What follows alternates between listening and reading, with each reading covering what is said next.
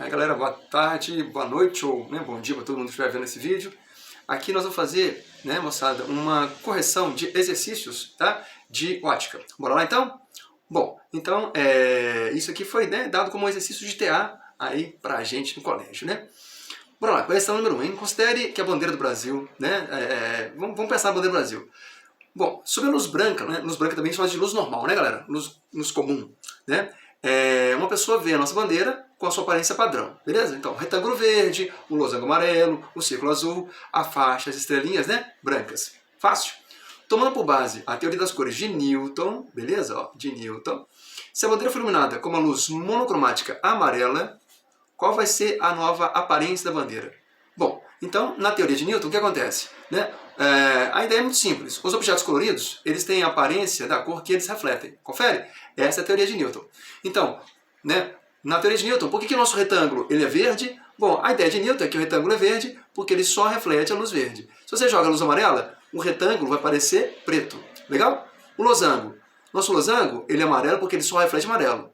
Então, nesse caso, o nosso losango vai continuar amarelo. Beleza? Amarelinho da Silva. O círculo, na teoria de Newton, o círculo só reflete azul. Se você joga amarelo no círculo, ele absorve o amarelo e fica círculo preto. E as faixas, as estrelinhas ficam brancas, ok? Então, seria uma coisa bastante diferente, assim, ó. Um círculo preto, retângulo preto, beleza? E o losango amarelo. Na verdade, eu não vou desenhar isso aqui não, mas é só para a gente ver a teoria de Newton. Então, o retângulo ficaria preto, o losango continuaria normal amarelo, o círculo ficaria preto, teoria de Newton, gente? E a faixa e as estrelinhas ficariam amarelas. Então ficaria uma aparência bem diferente. Então, retângulo, aparência amarela? Não, ele ficaria preto. Círculo, aparência verde? Não, ele ficaria preto. É ou não é? Teoria de Newton. As estrelas com aparência branca? Não, porque não tem branco. A luz é monocromática, só amarela. Losango, normal, para losango, amarelo, para ele, normal. Beleza? Lembrando que na teoria de Newton também, os objetos brancos refletem qualquer cor. É ou não é? E os objetos pretos absorvem 100% da luz.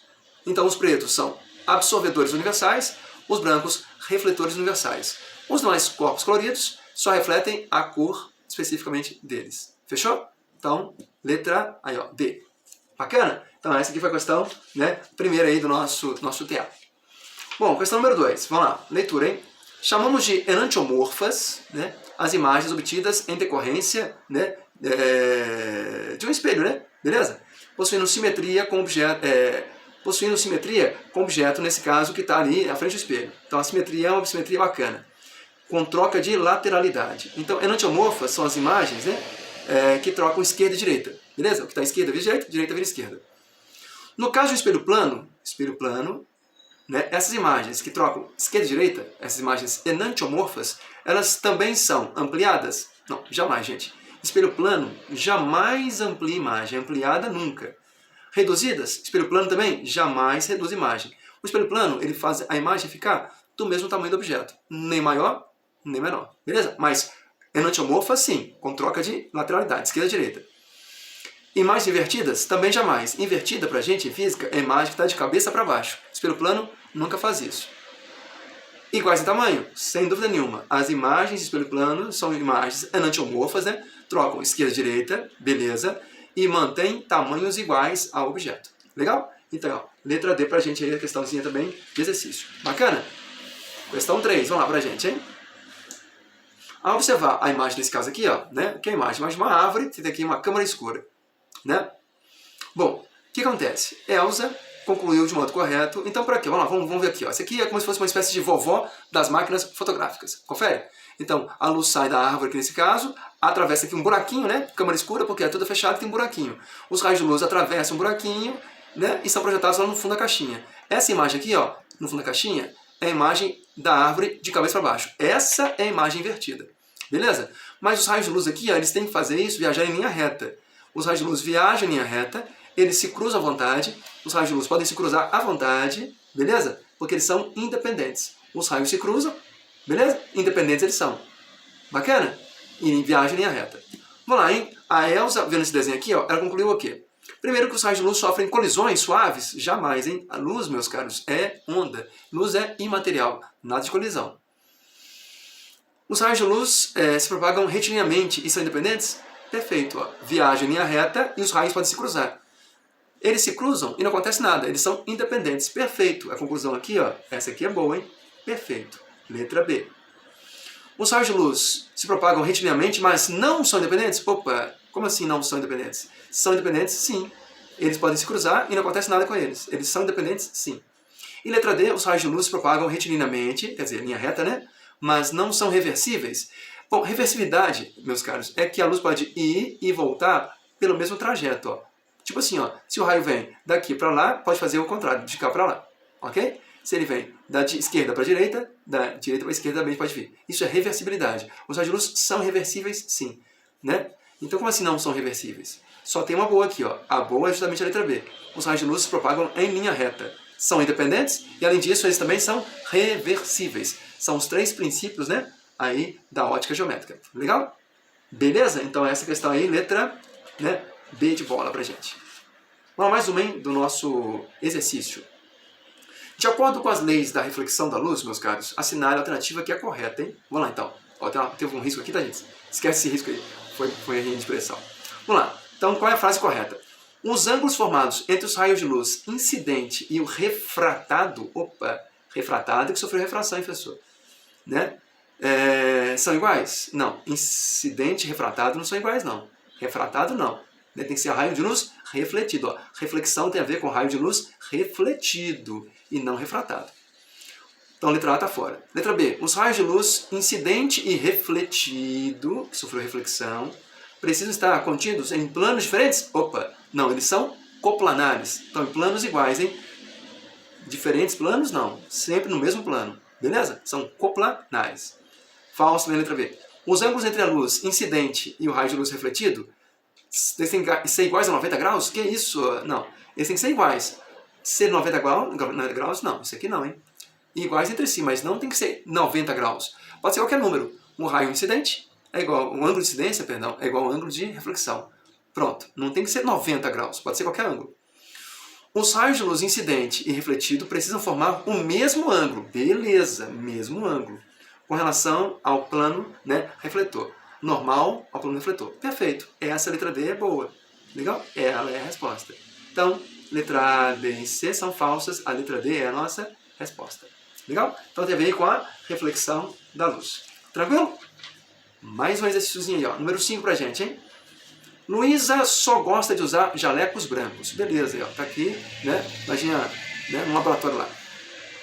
No dia em que ela, Luísa, entra no laboratório de bioquímica na faculdade, percebe, né, que as lâmpadas são todas lâmpadas verdes. Então imagine lâmpadas verdes lá no teto. Nesse caso, né, o jaleco da Luísa vai ter qual aparência? Lembre-se, teoria das cores, hein? Se um objeto é branco, é porque ele reflete qualquer cor de luz. Ora, se no laboratório em questão só tem lâmpada verde, só tem luz verde. Então a luz verde incide no jaleco da Luísa e reflete. Então, para quem estiver olhando, vai parecer que o jaleco da Luísa é verde. Legal? Porque ele só reflete luz verde. Se fosse lâmpada amarela, ele ficaria um jaleco amarelo. Se fosse lâmpada, sei lá, vermelha, ficaria um jaleco vermelho. Porque ele é branco. Branco reflete todas as cores de luz. No caso da nossa questão, só tem luz verde. Então as lâmpadas são todas lâmpadas verdes. Letra A diz, o jaleco da Luísa vai ficar branco, né? Aparência branca, porque é incapaz de refletir luz verde? Não, não, branco não. Né? Ele é capaz, sim, de refletir qualquer cor de luz, inclusive verde. Vai ficar um jaleco com aparência preta, porque só absorve luz verde? Não. Luz verde é a luz que ele não absorve, é a luz que ele reflete. Reflete, na verdade, verde, como refletiria cor de rosa, sei lá, vermelho, laranja. Reflete qualquer cor, ok? Então jamais ficaria preto. Ficaria um jaleco com aparência verde, porque ele reflete a luz verde do laboratório. Ó, perfeito. Teoria de cores. Legal? Então, teoria de Newton, né? Teoria de cores de Newton, teoria bem singela e bem interessante. Beleza? Sexta questão aí, ó, gente. Pode ver esse vídeo de novo, né? Você pode ver passando aí com mais calma, rever as questões, tá? Fica, né, estudando aí no seu tempo. Vamos lá, 6. Duas fontes sonoras operam em fase, emitindo ondas de frequências iguais. Essa questão aqui exige da gente uma certa atenção. Por quê? Porque nós vamos fazer aqui um desenho. Então vamos lá. Essas fontes operam em fase e o texto fala que tem frequência de 120 Hz. Beleza? Dandara e Marielle são amigas que se encontram, né, de posições diferentes em relação a essas fontes. Né? E aí, elas vão perceber a ocorrência de interferência. Duas fontes de ondas, né? E aí, fontes sonoras. Bom, aí vem os números. Dandara, ela está com relação à fonte F1, hein? Ó, distância de Dandara, 9 metros em relação à fonte 1 e 3 metros em relação à fonte 2, ó, FD2. Legal? Já Marielle é uma outra menina que está a uma distância de 15 metros em relação à fonte 1, ó, 15 metros em relação à fonte 1 e 13 metros em relação à fonte 2. Beleza?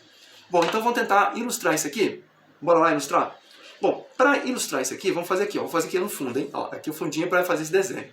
Então tá aqui as duas fontes, ó. Fonte F1, fonte F2. Fontes de ondas sonoras, ok?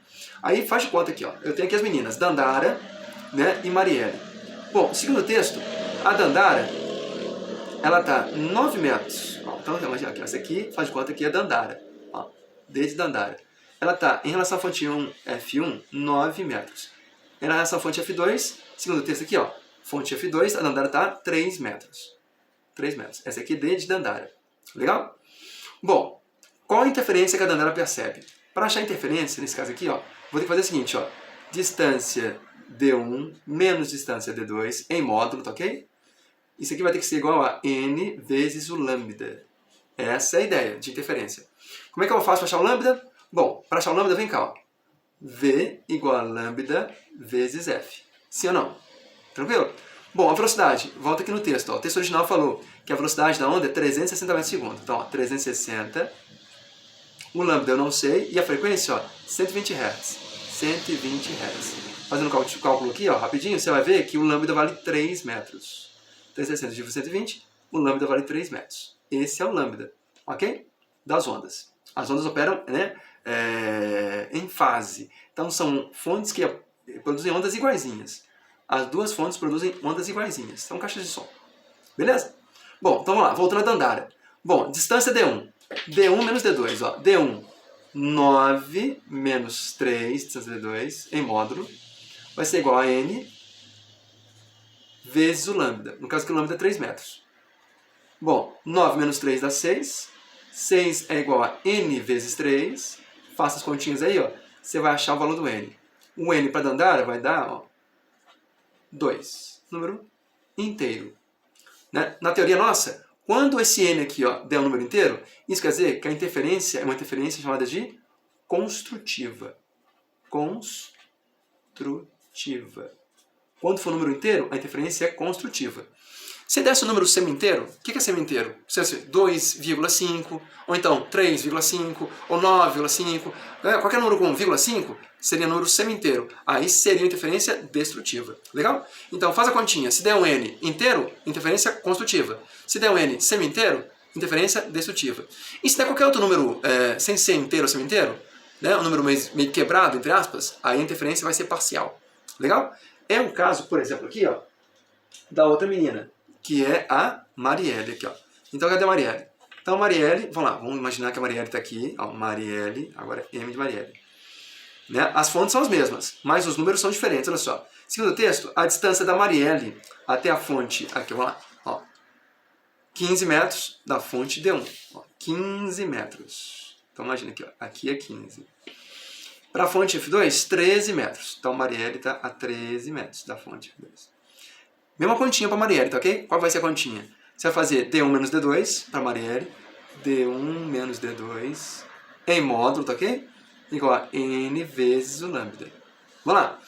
15 menos 13 em módulo, hein? 15 menos 13, o módulo disso, é igual a N vezes lambda. O lambda é o mesmo, né? Mesma onda, ó, 3 metros. Então fica aqui, ó, 2 igual a N vezes 3. Legal? Então, quanto vai ser o N? O N vai ser 2 terços. 2 terços é um número quebrado, hein? 2 terços é mais ou menos quanto, hein? 2 terços dá mais ou menos 0,67. Ó, esse número é inteiro ou semi-inteiro? Não, ele não é nem inteiro, nem semi-inteiro. Semi-inteiro se fosse assim, ó, 0,5, semi-inteiro. 1,5, 2,5, semi-inteiro. 3,5, semi-inteiro. Inteiro se fosse 1, 2, 3, 4, 5. 0,67 é um número, né, nem inteiro nem semi-inteiro. Isso quer dizer que a interferência aqui vai ser parcial. Vai ser uma interferência meio quebrada, né? interferência parcial. Legal? Então, para Marielle foi parcial e para Dandara foi construtiva. Então vamos lá, beleza? Então veja de novo se você quiser, né? E aqui a resolução, hein? Então, ó, pode-se dizer que nesse caso, Dandara percebe interferência construtiva? Sim, construtiva. E Marielle, parcial? Sim, ó, beleza. Letra A foi boa, hein? Dandara percebe interferência destrutiva? Não foi destrutiva, porque foi número inteiro. Se fosse número semi-inteiro, seria destrutiva. Marielle, interferência construtiva? Não, porque foi um número, né, meio quebrado, ó, 0,67, então foi parcial. As duas, interferência destrutiva? Nenhuma das duas, hein? Sinal errado. As duas, construtiva? Não, as duas não. Só a Marielle foi construtiva. Né? A Dandara, perdão. A Dandara foi construtiva. A Marielle foi parcial. Então, Dandara, construtiva, Marielle, parcial, letra A. Questãozinha que exigia um pouco aí de, né, boa vontade, inclusive matemática, numérica. Tranquilo? Beleza? Bom, então tá. Vamos avançar aqui, ó. Questão agora, vamos fazer assim, ó. 7. Penúltima questão. Quando duas pessoas conversam tendo um muro entre si, podem se ouvir mutuamente. Bom, para isso acontecer, ó, você grita de cá, seu amigo vai e responde lá. Né? Então a onda sonora vai contornar esse obstáculo. Que fenômeno que é esse?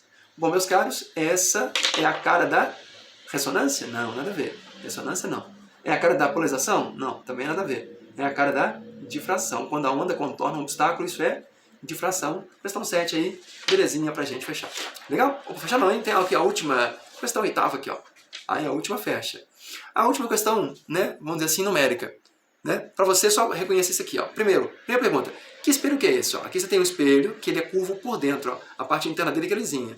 Legal? Que espelho que é esse? Você está vendo aqui, ó, que é um espelho, não, letra A então, ó, côncavo. A resposta é côncavo. Beleza? Côncavo é esse espelho. O raio. Bom, meus caros, raio é a distância que vai do vértice até o centro. Do vértice ao centro, aqui, ó, tá vendo? O raio, 120 metros. O raio do espelho aqui, ó, desenhozinho, 120 centímetros, né? 120 centímetros. Aí, raio. Beleza? 120 centímetros. Fácil. Distância focal. Meus caros, distância focal vale metade do raio. Perfeito? Então, se o raio é 120, a distância focal vale 60 centímetros.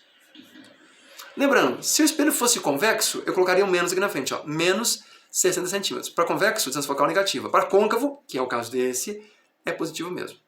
Tranquilo? P. O que é P, professor? Bom, P é a distância. O que é P? P é a distância do objeto até o espelho. Ó. Aqui está, no exemplo nosso, uma vela. Da vela até o espelho, 80 centímetros.